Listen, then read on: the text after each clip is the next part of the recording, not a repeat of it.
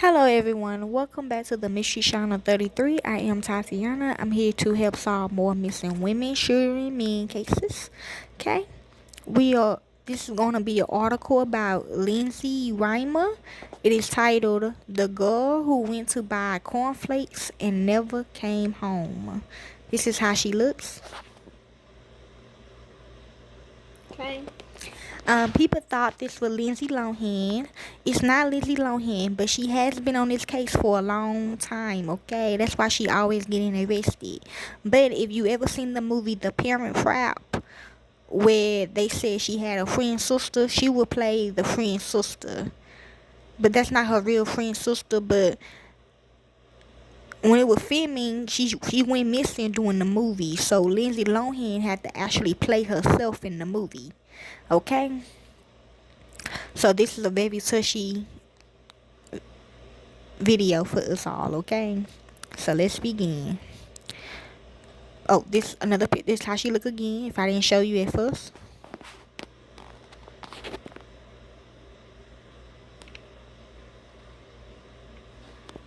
Okay. Okay, I know where that bridge is. Oh yeah, it's that bridge. Like on Set It Off where I was at on that bridge. That's the bridge right there. And my daughter-in-law, that's the bridge. Okay, on a rainy November night, and so yeah, she probably was leaving Pine Street, cause that's where the movie was taking place at. On a rainy November night in 1984, Lindsay Reimer walked the short route from her home to a local shop to buy breakfast cereal. The 13-year-old's body was discovered way down in a nearby canal months later. In her pocket, the exact change from the cornflakes she had bought. It was poured on her, okay? Trigger warning. Her killer has never been caught. Senior detectives are not usually immediately alerted to a missing teenager. Okay, trying to be funny because they, in the movie Parent Trap, when they said that was Lindsay Lohan's friend's sister. On the day the alarm was raised, Tony Whittle was chatting with colleagues Graham Sunderland. The conversation turned to the cases they were working on, with Graham saying the force received a call that morning about a young girl who had not turned up for her daily paper round. Her parents were frantic because it appeared she had not been home all night. This is from the camera in the video store. The store where she bought the cornflakes. Okay, and I know the killer now. The killer is that man that kept trying to get me arrested in the movie Set It Off. Well, we was robbing banks though, but still, it was people in the banks though. There were money. Not a point though. This is his first murder case. I mean this who he first killed. Okay, he said yes. Whether it was professional judgment or gut feeling, the men agreed there was something they could not put their finger on that left them concerned. Then a detective superintendent in the murder squad. Tony was based in Bradford, so Lindsay, okay? Because they thought it was Lindsay. I mean, they thought it was her, okay? Something like that. That's why it took taking forever. Whether it was not too unusual for teenagers to disappear overnight before re-emerging the next day. But this was Hebden Bridge, 8 miles, 12 kilometers outside of Caliphate in West Yorkshire, a hippie-spirited town surrounded by rolling hills and stone bridges. The definition of a community where everyone knows everyone. Although no one in Lindsay Reimer's family knew it yet, their lives had changed forever. Not the real family, them, okay? See? Okay? This, them, okay? Okay. We was just a normal family before that night. Then it all exploded. We called Kate Lindsay, elder sister, who was friendly when she disappeared. One of 3 girls, Kate was a new mom and living near the family home on Cambridge Street. Lindsay would often come for a sleepover. Having realized there was no cornflakes for breakfast the next day at 22:00 GMT on 7 November, Lindsay had walked less than a mile to the spa on Crown Street. Who? When she left the house, her dad was on the phone, so Lindsay called at the nearby Freighters Club where her mom was meeting friends and got some money from her so she could buy the cereal. After her mom returned later, Lindsay's parents went to bed assuming their daughter had come home and gone straight up to her attic room. But the next morning they were called by the news agents where Lindsay walked to say she had not turned up. Mom and Dad realized her paper delivery bag was still in the kitchen along with her school money. They ran upstairs and realized she hasn't slept in her bed. They knew straight away something had happened, Kate says. Okay? There's another picture, okay? Of her leaving her newspapers and stuff bag in a jacket. Okay? Yes, that's all we have. Another picture of them again. Yep, that's him for sure. He was young or something. I think he was like, was he? I think he was the coach. I'm hearing yes, he the coach. Granny's CCTV footage from the shop captured Lindsay leaving at 22:22 GMT. 44:08. Okay, we don't like watching the movie. Make us sad. She was spotted moments later by two bus passengers as she leant against a wall near to the town's memorial garden. That was the last confirmed sighting of her alive. In the early days of her disappearance, police in the community joined forces and combed the area, hoping to bring the teenager home. Three close friends of Jerry and Gordon moved in with the family. True, we did. Together they would spend nights brainstorming, writing down potential leads or information on a flip chart, anything that could help find Lindsay. Okay? I think one of them friends changed into her, okay? A week into the search, and Kate, who describes being plucked from normality into a world of crime and press, played the role of her sister in a televised reconstruction. It was hope traced in her last movements would jog people's memories. Kate remembers, I was insisting I wanted to take part. She was my build and we looked similar. I felt it was the least I could do to try and find her. I look back at photos of myself at the time in the reconstruction and I looked so young. I didn't recognize myself, but I recognized the terror in my face, she added. She asked, okay? This is the real parents.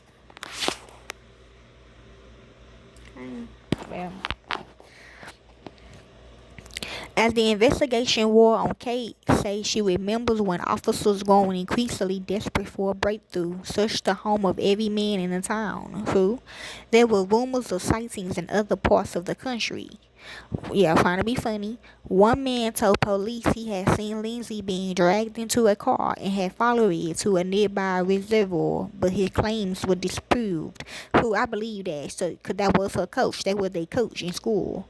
Okay, but she probably wasn't trying to get in the car. He probably I don't know. I mean, that probably would sound bad. Oh, my coach is slowing down to say hey to me. Okay, he could say hey to me at school when he see me the next day. Okay, so yeah, okay, you right. Tony reflects. All we had was the CCTV picture of her in her big baggy jumper and jeans, and that was it. There were people around at the time, and had she been dragged into a vehicle, kicking and screaming, someone would have seen or heard. Okay, another picture of her.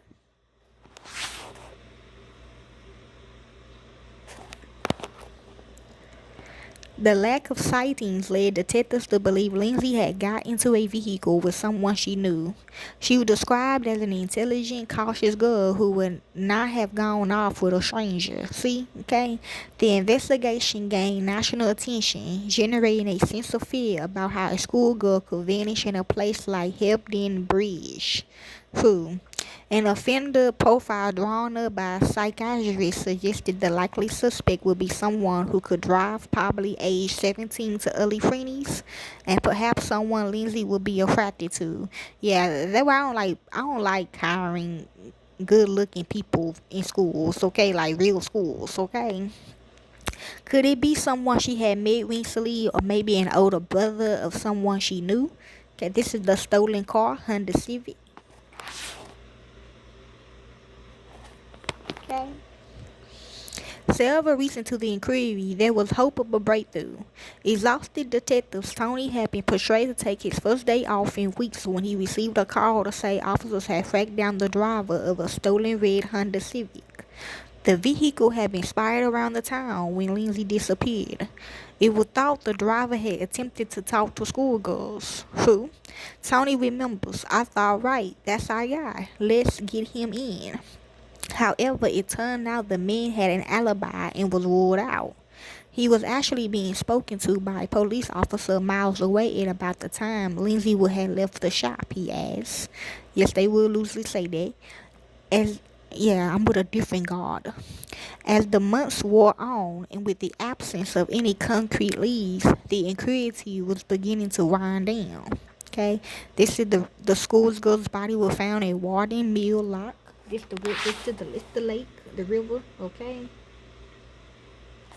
Mhm. Then in April 1995, Lindsay's body was found a mile out of town, century in the Rockadale Canal by two council workers clearing debris from the waterway. Kate says, I remember it clearly. I was sat in the park watching my daughter play. My dad walked down and sat next to me. He said they found a body and we needed to go back to the house. It wasn't a shock because after so long we wasn't expecting her to come home, but it was just deeply sad. Lindsay had been strangled, likely killed on the night she vanished, and her body dumped. True. The arms of her jumper had been tied together in a sling with a stone loose to weight her down.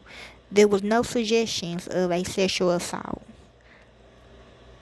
Molestation, okay? Like with her clothes on, okay? Kind of like what the police be doing. I'm not saying they molesting y'all, but I'm just saying, like, patting you down, trying to rub on you, do your clothes, okay? Being submerged in the water for so long can erase any chance of forensic clues that might help police. Okay, this is Julia and Kate, not her real family members. Okay.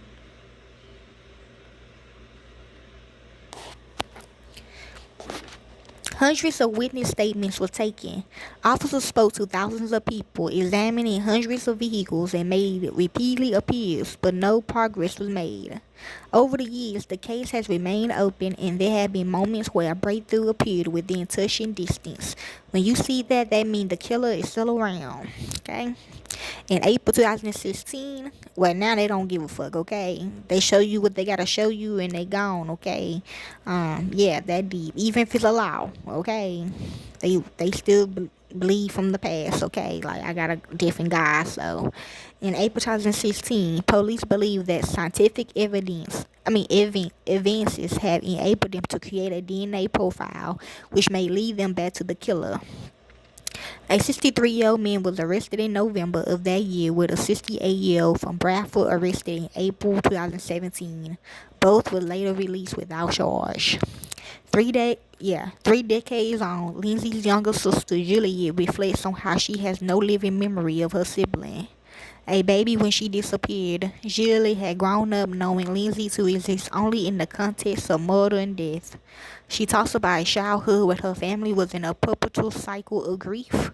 I don't think there was one particular instance where I found out I had a sister that was killed. You can't have a conversation with your young child about murder, so it was something I pieced together over the years. True. The shadow of Lindsay's murder still looms across Hubden Bridge and rates heavily on the minds of both former and current officers. Graham, who's a detective inspector on the investigation, says he thinks about the case often, and it was the only one in his career that officers haven't solved. Okay, this is them. Okay. Yeah, from Set It Off.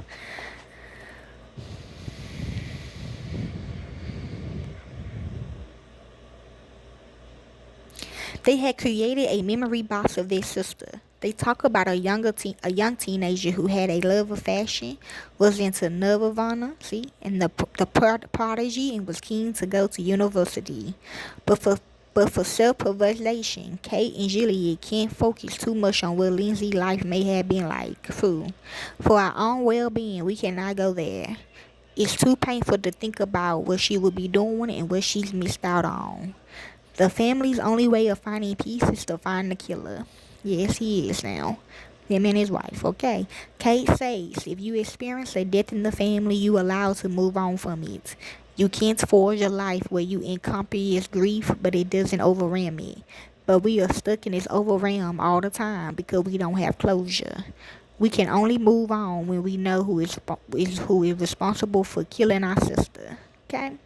That's all the information they have on Lindsay Reimer. If you'd like to read more into this case, you can. I don't do this for the fame or the money. I do it because it's what I love to do. And to the real families of these victims, corporate America will set you up. Thank you, peace, and be safe.